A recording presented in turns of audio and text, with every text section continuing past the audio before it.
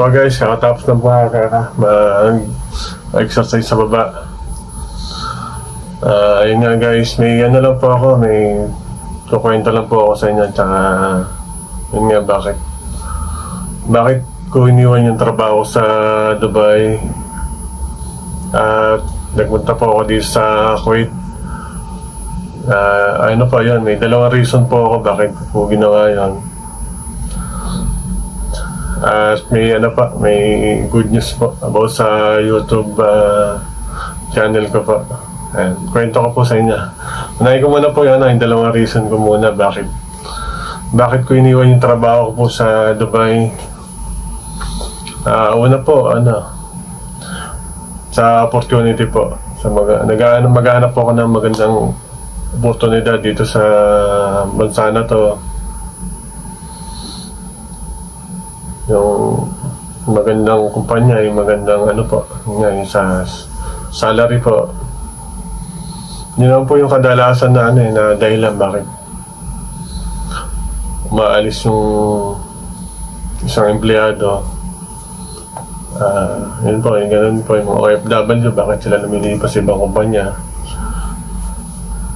Yun po sa oportunidad po na magandang oportunidad na hinahanap po nila. Pangalawang dahilan ko po, ito po yung pinakamalalim na dahilan ko po bakit ako lumipat dito. Yun nga po, 8 years na po kami na LDR po ni Mrs. Yun nga po, mahirap po pag magkalayo ang mag-asawa. Yung po, parang nga po yung bonding yung mag-asawa, wala. Parang po, hindi po talaga yung solido na 100%. Siguro na-experience naman siguro po ng ibang mga kapwa natin OFW. Yan po, kaya napag-desisyon ako po. Pray ko talaga kay God na sana pagkaloob niya na nakasama ko po si Mrs. dito. Yun nga po, sa biyaya po natin mga Panginoon, pinagkaloob niya po, nakaharating po ako dito. Bali, na po ako dito. 2 months na po mahigit. Yun nga po, hindi pa ako nakahanap ng trabaho. Nagproseso pa po yung punta po ako dito, entry visa. Saka pa po ako na-visa na talaga na-visa ko para makapag-stay dito. Hintay pa po ako ng 2 months. Di pa po ako makapag-apply sa trabaho. Ayun, dito lang po ako sa po. Pero may mga kukwento rin po ako yung experience ko po dito sa 2 buwan mahigit na pag-stay ko po dito sa bansa na to. Ayun nga po, mas pinili ko po dito makasama si Mrs. Kasi po, yun nga, tagal na po namin magkaiwalay. At mahirap po yung time. Sobrang busy po siya. Madalang po kami Hindi naman sobrang dalang po magkausap. Yun pala pa, gawa po pala ng trabaho niya dito. Ngayon ko lang po na-experience, na-realize yung buhay niya dito nung dumating po ako. Yun nga po, kaya pala siya ganun ka-busy. Minsan hindi siya makausap. Kaya sobrang busy niya sa trabaho. Bali po si Mrs. sa government po siya nagtatrabaho. Government po natin. Tensya na po, hindi po ako allowed magbanggit ng pangalan ng departamento nila. May policy po doon. Baka ma-foul tayo. Yun po yung nadatnan ko dito nung dumating ako. Yun nga yung buhay niya dito. Yun nga po, mahirap po. Grabe po pala na sakripisyo at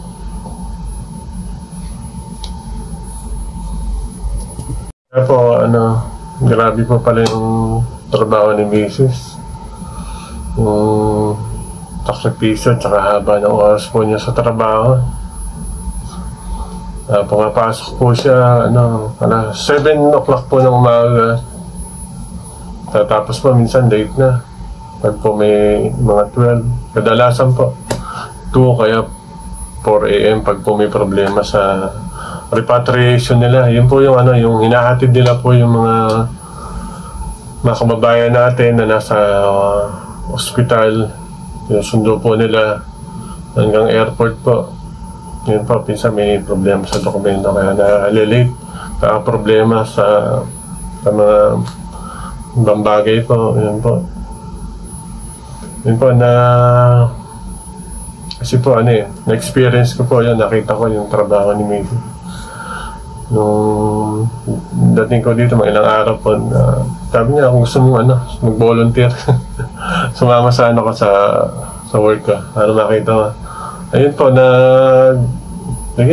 para nakita ko yung yung trabaho mo. Saka wala naman po akong ginagawa, nag-volunteer po ako. Sumama po akong pumasyal sa mga kababayan natin sa ospital. Ayun po, nakita ko po yung mga sitwasyon ng mga kababayan natin dito. Yun po,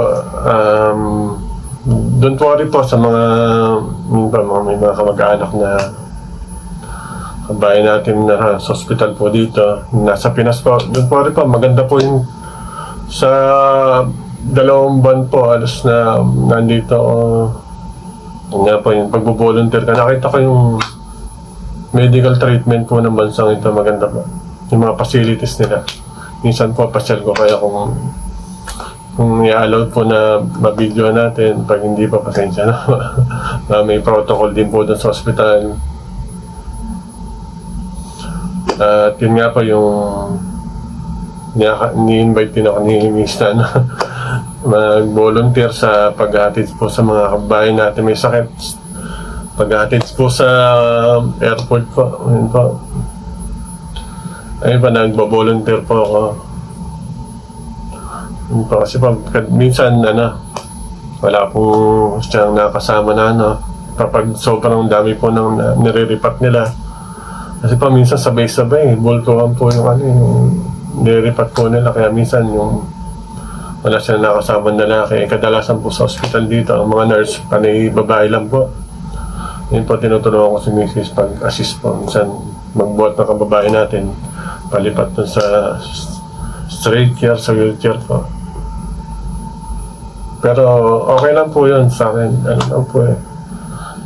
Lang po, pagtulong lang po sa ating mga kababayan. Mukha lang po sa loob ko yun, tumulong.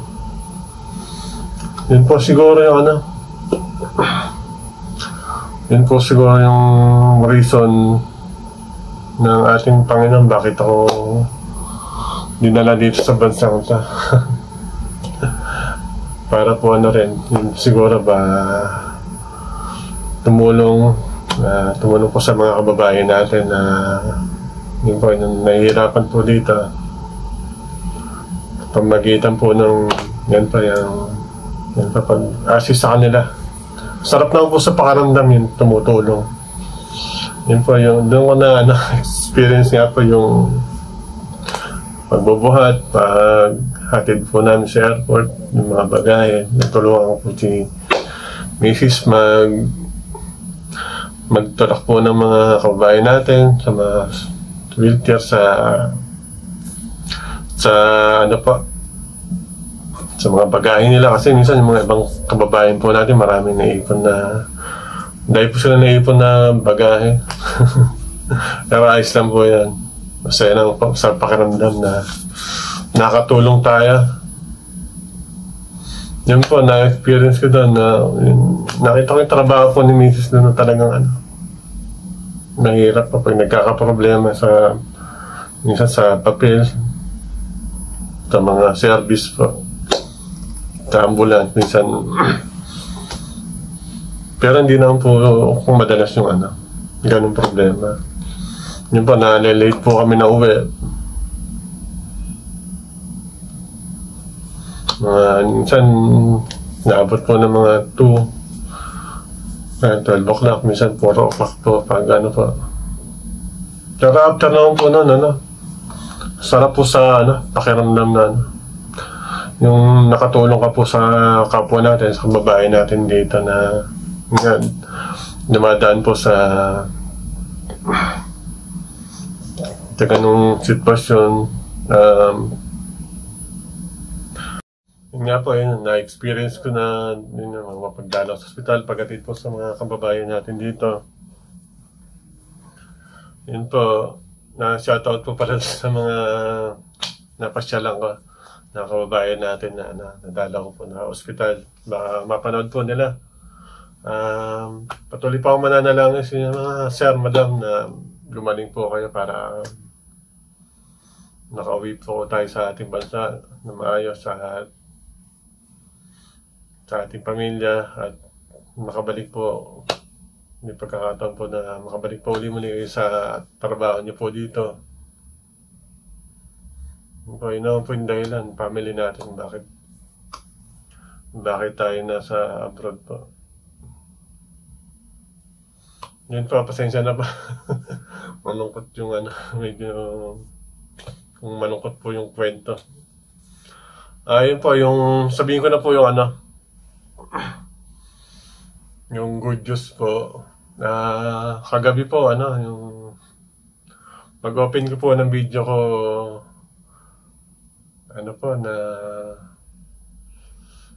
nalagyan na po tayo ng advertisement ni YouTube sa aking YouTube channel po. May pasuyo po at pagdalambing sana na pag may dumaan po sa video na papanoorin niyo po sa YouTube channel ko na baka pwedeng wag pong pakipanoorin po, wag pong skip. Yun pa, kung papalarin po na ma-monetize po tayo, yun pa. Tutulong po din natin yun sa ating mga kababayan. Mag-share po tayo ng mga blessing sa kanila. Gaya po nung kababayan po natin dito, yung mga umuwi po sa Pinas na nga po. Kasi patuloy po yung maintenance nila kahit paano share po tayo kahit sa gamot, makatulong po tayo. At sa mga kababayan natin sa Pinas po, kung sakali po, pagkaloob po ng Panginoon na magubutong channel natin, yan po, ibabalik po natin sa pagtulong yung makukuha po natin blessing. Yan lang po. Salamat po ng marami, guys. Mga kasinag sa walang sawang pagsuporta, nanood ng video ko po. Sila pa gulo yung buhok. Mag-iingat po tayo palagi. God bless po sa ating lahat. Thank you po.